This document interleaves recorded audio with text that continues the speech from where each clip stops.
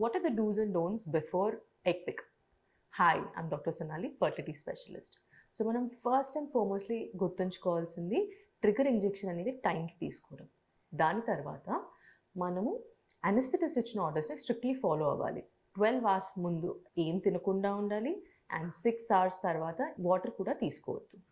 On the day of egg pickup మనము sips of వాటర్తో మాత్రమే మన medications like thyroid and hypertension కానీ ఏవైనా అబ్నార్మాలిటీస్ మెడికల్ డిసార్డర్స్ ఉంటే వాటి మెడికేషన్స్ సిప్స్ ఆఫ్ వాటర్తో మాత్రమే తీసుకోవాలి. ఆ రోజు షవర్ తీసుకొని clean and shave your parts. దీంతో పాటు క్రీమ్స్ కానీ జెల్స్ కానీ బాడీ లోషన్స్ కానీ and deodorants, moisturisers, creams, makeups ఇలాంటివి ఏవి యూస్ చేయకూడదు.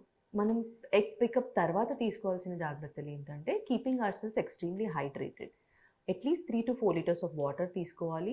హై ప్రోటీన్ రిచ్ డయట్ తీసుకోవాలి, like including eggs, chicken, paneer, spinach in your diet. Heavy weights కానీ అండ్ విగ్రస్ ఎక్సర్సైజెస్ కానీ చేయకుండా ఉండడం, అట్లీస్ట్ 24 hours ఆఫ్ రెస్ట్ తీసుకోవడం ఇస్ వెరీ ఇంపార్టెంట్.